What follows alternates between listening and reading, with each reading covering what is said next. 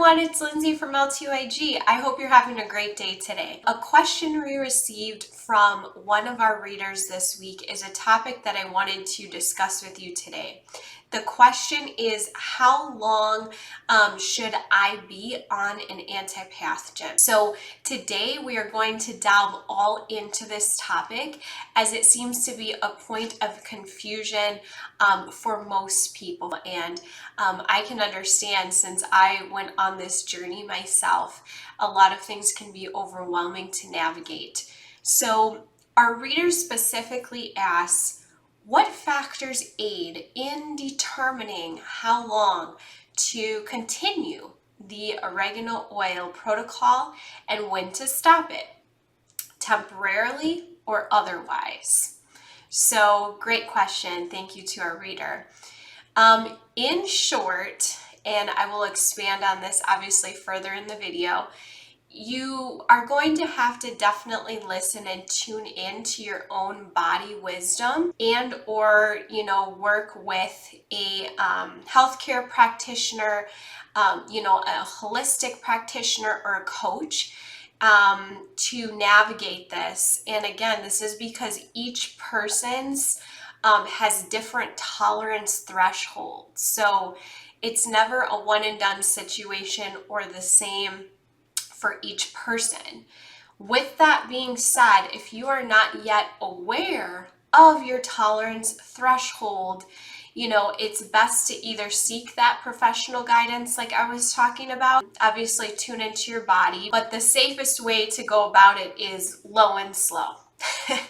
So this means, again, you're going to start with that very small amount, fewer doses, less frequently, and then slowly work your way up to a dose, that is actually therapeutic based on your body's tolerance levels until you kind of find that threshold. I am certainly not a doctor or anything like that, but today I'm going to share with you my experiences that I had while I was under the care of my healthcare practitioners and coaches, so that I could provide you guys with some ideas of how and where to start with this idea of how long to remain on an antipathogen.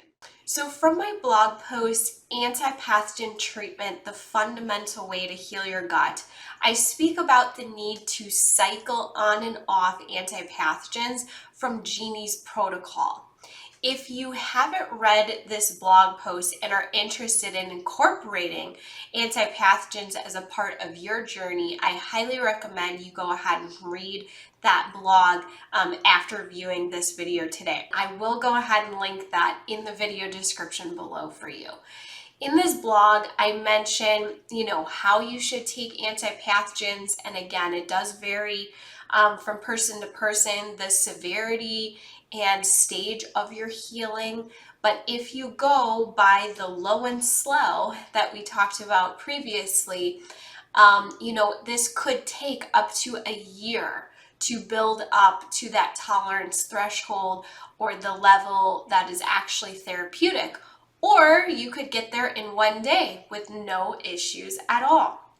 For myself, it took me a while to get up to that therapeutic dose, and everyone is just so different. So it's best to, go low and slow just to start, and then follow what your body needs. What's most important here, though, and what we're going to delve more into today, is the need to cycle on and off the antipathogens.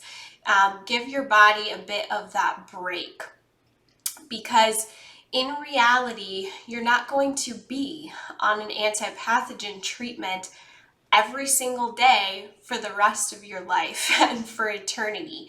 So, you really should only be on an antipathogen until the infection is gone. It's not intended for that long-term everyday use. But sometimes, the caveat here is our gut is so full of toxins and pathogens that it needs more than one cycle to sweep everything out. those bad guys, so to speak, or the pathogens. So this is where this cycling begins. Per Jeannie, and I'm going to read what she says from her book here, you can cycle on and off as needed because you may have a bacterial or fungal hybrid. And that has a dormant and life cycle. And this could take up to 3 years to clear completely. So this is a really crucial point for you guys to take in. So, in addition to this dormant life cycle that Jeannie is talking about that we need to be aware of, I think it's also important that your body gets that break. That break allows you to actually detox these pathogens, which again, you guys know is so utterly important. We need to get them out once they're being killed. So taking time off with this cycling allows your body to let this process take place. So now we know that cycling is really important with antipathogens. Now, the question is, so how do you navigate this cycling? So, obviously, if you can, try to work with your doctor or your, health coach, holistic practitioner, coaches, whatever you're using as your form of guidance to determine what is going to work best for you. Again, this is it needs to be catered to you as an individual. But here are some things that I did and how I approached cycling during my healing. So there's 3 different techniques, I guess you could call them, of different things that I tried with cycling. So the first one was 2 days on, 1 day off. And this is a brilliant method that my coach taught me. So this is still giving my body that break in between the cycling, to process everything and detox it out. And this actually worked quite well for me for quite a while. So in this scenario, you would take the antipathogens for 2 days, then stop completely for 1 day. So that's the 2 days on, 1 day off. And then you would just repeat that. Just continue to repeat. I usually did that probably for about a month straight if I tolerated it. The second method or technique that I tried was 3 to 4 weeks on and then stop completely. So basically 1 month on and 1 month off. It's important, in my opinion, to stop at about a month if you're going to do an antipathogen straight, for a full month, like what we're talking about here. I think, in my opinion, again, it's important to stop at a month's time, giving your body that break, but also, you don't want to have resistance build up to a certain antipathogen. So I always made sure that whatever I was doing at a month's time, if I went straight, I would stop because I didn't want to build up that resistance.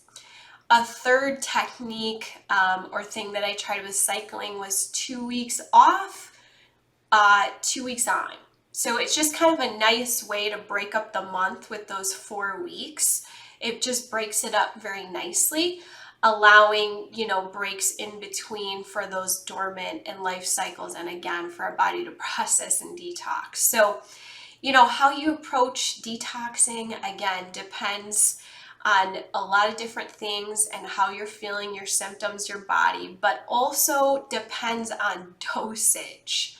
So if you are taking a really high dose, like 15 drops or more per dose, this is just an example, and you do that for 30 days straight, that may be overkill.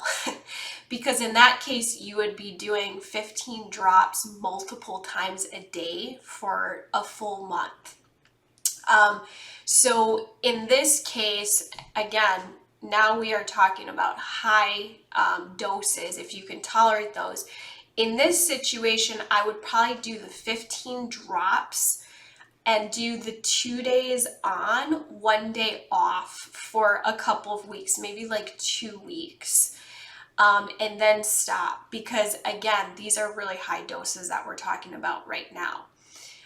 These are, of course, just suggestions from my journey, different things that I tried a lot of different things until I kind of found my sweet spot that was really working well. So just do, what's best for you, consult a practitioner, read your body, and see, what a coach recommends too. Now, if you're starting low and slow, generally you can be on antipathogens for a longer period of time. So the scenario that I just was talking about, if it's a super high dose, you may want to do shorter periods of time that you're on it. If you're on the low and slow and it takes you a while to even get up to that therapeutic dose, again, in my opinion, then you can be on antipathogens for longer, because you're still trying to build up to that dose. So hopefully all of this makes sense, but you can see there's kind of a lot of wiggle room here. Again, depending on your body, listening to your gut. So in addition to the other guidance that you get from doctors and things, let your body tell you. And based on your symptoms, again, usually you are going to know very quickly how much is too much and when you need a break. I always took a break for that detox, for that processing, but also when my symptoms and my hercs just got way too intense. Even with binders and opening my detox pathways that I've spoken about in my blogs and videos. So it's that fine line between maybe pushing it a little bit, and pushing it too hard where your body is just like, this is too much. So again, the slow and low is nice for that, because if you're just gradually building, you're going to be able to probably read your body a lot easier and quicker, and, responding and pivot your treatment according to that. There's really no right or wrong here, is the beauty. So just because I gave some suggestions does not mean you have to follow it. You could take some of these ideas and create your own awesome cycling protocol. And if you do, I would love to hear it because that would be awesome. So, but again, going back to why this cycling is important, to kind of sum things up here, 3 reasons. So 1, allows the body to process and detox those pathogens out. 2, allows those breaks for the bacterial, fungus, virus, the dormant life cycles to happen. So then you can go ahead and treat those while they're happening. And 3, so that you don't build a tolerance to one antipathogen, making it ineffective. So Jeannie says that many people actually with very stubborn infections particularly prefer to actually alternate between olive leaf and wild oil of oregano. So they feel that this is a more powerful approach so that the pathogens don't get used to one substance. And that's, again, if the pathogens build up a resistance or a tolerance, these antipathogens aren't going to work. So again, reason why this cycling is so important. So this is another great suggestion. Instead of breaking up, just doing the WOO, the wild oil of oregano, you could try taking a break and then switching your antipathogen to the olive leaf. And so switching it, you're kind of going to keep that bacteria, virus, fungus on their toes, so to speak, and they can't build up a resistance to it. Now, just a reminder though, whenever you do introduce a new antipathogen, start slowly, and just see how your body responds. Like I said, usually our bodies, they are so smart and they'll be able to tell you, pretty quickly if you can tolerate something or not. and then you can build up that dosage and eventually have these two great forms of treatment, the woo and the olive leaf. Thank you guys so much for joining me today. I hope you have found this information and my experiences helpful, and the suggestions that I shared with you today could help kind of steer you towards a protocol that could be a great fit for you. You can find both the woo and the olive leaf in our shop, and I will link them both in the video description below for you. So now I want to ask my L2IG community, I want to ask you guys, are there any specific questions that you want answered? Is there something you are struggling with or you're concerned with or you would like to know more about? Let me know so that we can share our experiences with you and support you along the way in whatever part of the journey you are on right now. Until next time, happy healing, and remember, always listen to your gut.